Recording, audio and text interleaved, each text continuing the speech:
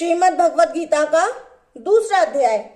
संजय ने कहा, हे धृतराष्ट्र। तब श्री कृष्ण व्याकुल चित्त अर्जुन से बोले, हे अर्जुन, अनार्य के सेवन करने योग्य अपयश कारक मोह इस समय तुम्हारे मन में कहां से आया?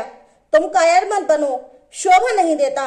तुम हृदय की दुर्बलता को त्याग कर युद्ध के निमित्त खड़े हो जाओ। अर्जुन ने कहा, हे मधुसूदन, मैं रण में पूज्य भीष्म द्रोणाचार्य के ऊपर बाण प्रहार कर कैसे युद्ध करूं? गुरुजनों को मारकर इनके रक्त से सने भोगों को कैसे भोगूंगा? हम नहीं जानते कि संग्राम में हम दोनों में से कौन जीतेगा। यदि हम जान भी लें तो भी जिनको मार करके हम जीवित रहना नहीं चाहते, वही धृतराष्ट्र के पुत्र हमारे सामने प्रस्तुत हैं। मैं आपसे पूछता हूँ, जिससे निश्चय करके मेरा भला हो वह मुझे समझा कर कहिए, क्योंकि मैं आपका शिष्य हूँ। मुझे शिक्षा दीजिए। मुझे पृथ्वी का निष्कंटक राज्य मिल जाए और देवताओं का भी आधिपत्य मिल जाए, तो भी ऐसा कोई उपाय नहीं दिखता कि जो मेरी इंद्रियों के शोक को दूर कर सके। हे गोविंद, मैं युद्ध नहीं करूंगा। ये कहकर अर्जुन चुप हो गया। संजय बोला, हे राजन, दोनों सेनाओं के मध्य में खिन्न होकर बैठे अर्जुन से श्री कृष्ण जी ने कहा, हे अर्जुन, जिनके लिए शोक नहीं करना चाहता है, नहीं करना चाहिए तो उसके लिए शोक कर रहा है और पंडितों के से वचन तो कह रहा है, परंतु पंडित लोग न तो मरों का शोक करते हैं न जीवितों का। ये बात संभव है कि पहले मैं न था कि तुम न थे और ये राजा भी न थे और इसके बाद भी नहीं रहेंगे। जैसे देहधारियों के इस देह को लड़कपन, जवानी, बुढ़ापा अवस्थाएं होती हैं, तैसे ही मृत्यु के बाद दूसरी देह की भी होती हैं। इसीलिए पंडित लोग मोह को प्राप्त नहीं होते हैं। हे नरश्रेष्ठ, सुख दुख को समान मानने वाले जिस वीर पुरुष को ये बाह्य पदार्थ क्लेश नहीं देते, वह मोक्ष पाने का अधिकारी है। असत वस्तु का तो अस्तित्व ही नहीं है और सत का अभाव नहीं है। इस प्रकार इन दोनों को ही तत्वज्ञानी पुरुषों ने देखा है। जिससे सारा संसार व्याप्त है उसको अविनाशी जानो, क्योंकि इस नाश रहित आत्मा का विनाश करने में कोई समर्थ नहीं है। अतएव हे भारत, तुम युद्ध करो। जो पुरुष इस आत्मा को मारने वाला तथा जो मरने वाले मानते हैं, वे दोनों ही ज्ञानी नहीं हैं, क्योंकि यह आत्मा न मरती है न मारती है। आत्मा न कभी जन्मती है न कभी मृत्यु को प्राप्त होती है। नष्ट होने पर भी वह कभी नाश को प्राप्त नहीं होती। जो पुरुष इस आत्मा को नित्य, अविनाशी, निर्विकार और अजन्मा जानता है, वह किसको घात कराएगा, किसको मारेगा? जिस प्रकार मनुष्य पुराने वस्त्र को फेंक कर नए वस्त्र ग्रहण करता है, उसी प्रकार आत्मा पुरानी देह को छोड़कर नई देह धारण करती है।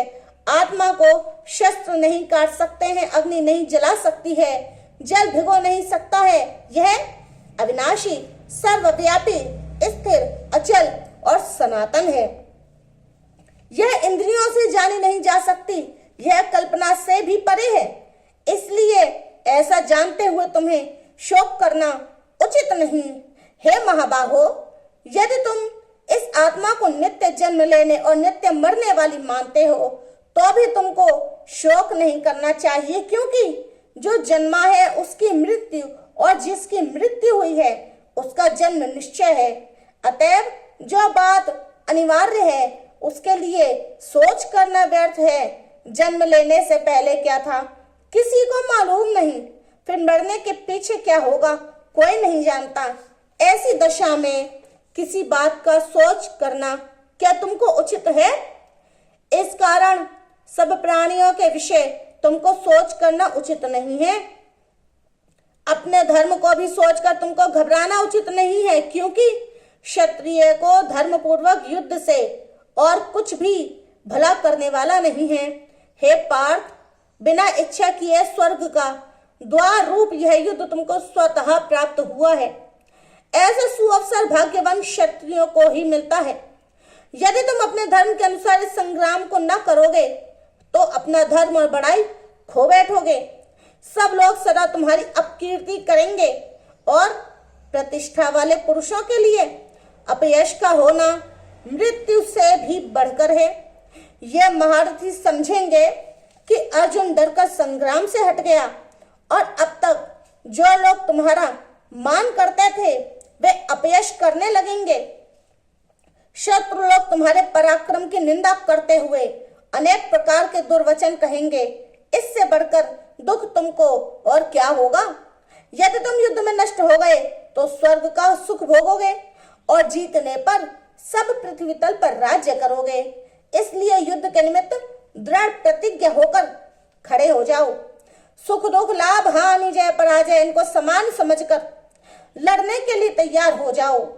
ऐसा करने से तुम पाप को प्राप्त नहीं होगे। हे पार्थ, यह ज्ञान उपदेश ज्ञान योग के विषय में तुमसे कहा गया। अब निष्काम कर्म योग के विषय में भी सुन। जिस ज्ञान को पाकर कर्म बंधन से तेरी मुक्ति होगी। कर्मयोग मार्ग एक बार प्रारंभ किए बिना कर्म का नाश नहीं होता और विघ्न पड़ने पर भी शुभ फल होता है। और इस कर्म का केवल प्रारंभ ही संसार के भय से छुड़ाकर पूर्ण ब्रह्म प्राप्त कराता है। निश्चय करने वाले की बुद्धि इस निष्काम कर्म में एक ही है और कामना वाले पुरुषों की बुद्धि एकाग्र नहीं रहती। यह हे अर्जुन, अज्ञानी उस पुष्पिता वाणी को ही स्वर्ग सुख से बढ़कर कुछ नहीं समझते। स्वर्ग सुख को ही उत्तम पुरुषार्थ समझते हैं। उनको कामनाओं से चित्त व्याकुल होने के कारण निश्चयात्मक बुद्धि मोक्ष साधन की नहीं उत्पन्न होती, कारण कि उनका चित्त भोग आदि में सदैव निमग्न रहता है। जिन मनुष्यों का चित्त इस प्रकार मोह लिप्त है और जिनकी आसक्ति भोग विलास ऐश्वर्य में है, ऐसे पुरुषों के अंतःकरण में निश्चयात्मक बुद्धि नहीं होती। हे अर्जुन, अनेक जलाशयों में मनुष्य का कार्य सिद्ध नहीं होता। बड़े जलाशयों से वे सब प्रयोजन अनायास ही सिद्ध हो जाते हैं। उसी तरह संपूर्ण वेदों में कहा हुआ काम कर्मों का फल ब्रह्म में भक्ति रखने वाले मनुष्य को सहज ही में प्राप्त होती है। तुमको केवल कर्म करना चाहिए, फल तुम्हारे अधिकार में नहीं।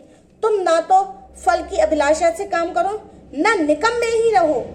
फल की आशा त्याग कर कार्य की सफलता को समान मानकर तुम योगस्थ होकर कर्म करो। यही कर्म ज्ञान योग है। बस बुद्धि योग सहित कर्म से अन्य कर्म अत्यंत हीन है। इसलिए तुम बुद्धि योग का आश्रय ग्रहण करो। फल की इच्छा रखने वाले निकृष्ट होते हैं। निष्काम कर्म करने वाला पुरुष ईश्वर कृपा से इसी संसार में सुकृत तथा दुष्कृत इन दोनों ही का त्याग कर देता है। इसीलिए तुम निष्काम कर्म में प्रवृत्त हो।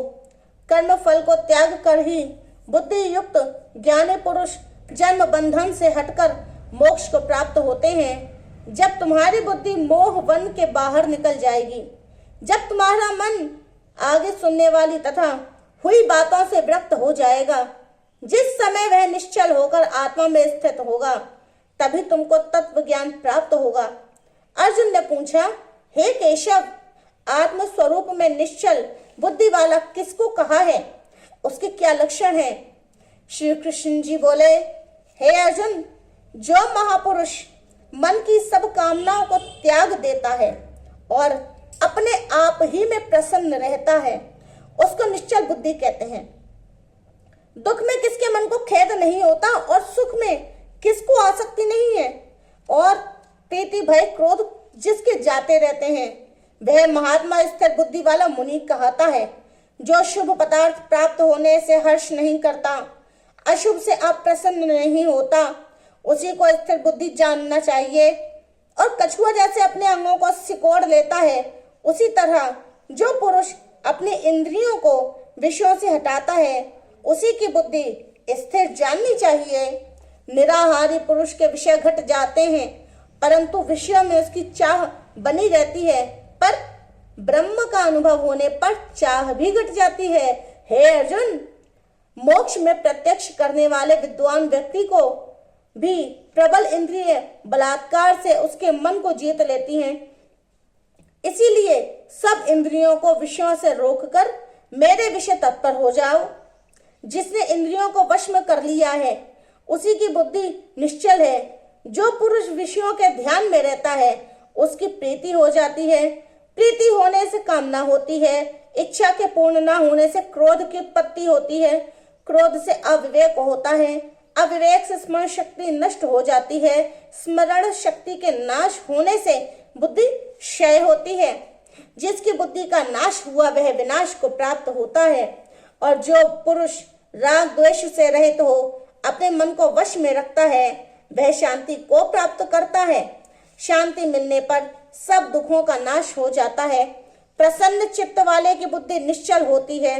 जो पुरुष योग युक्त नहीं है उसकी निश्चल बुद्धि उत्पन्न नहीं होती। ईश्वर में भावना नहीं होती। भावना के न होने से शांति प्राप्त नहीं होती। अशांत को सुख कहाँ से मिलेगा? जैसे वायु नाव को जल में खींच ले जाती है उसी प्रकार इंद्रियां उस पुरुष की बुद्धि का नाश कर देती हैं। हे महाबाहो, जिसकी इंद्रियां विषयों से सर्वथा रोक ली गई हैं उसकी बुद्धि स्थिर है। जो सब प्राणियों की रात है उसमें संयमी जागता रहता है और प्राणी मात्र जिस समय जागते हैं मुनिजनों की वह रात्रि है। जल से भरे समुद्र में और नदियों का जल भरने पर भी वह अपनी मर्यादा पर रहता है। उसी प्रकार जिस पुरुष में इच्छा के रहने पर भी सब विषय भोग प्रवेश नहीं करते हैं उसी को शांति मिलती है। विषयों की इच्छा करने वाले को शांति नहीं मिलती। जो सब कामनाओं को छोड़कर तथा इच्छा रहित विचरता है वह शांति को प्राप्त होता है। हे पार्थ, ब्रह्म स्थिति यही है। ऐसी स्थिति मिल जाने पर प्राणी फिर मोह में नहीं फंसता और अंत समय में निर्वाण ब्रह्म को प्राप्त होता है।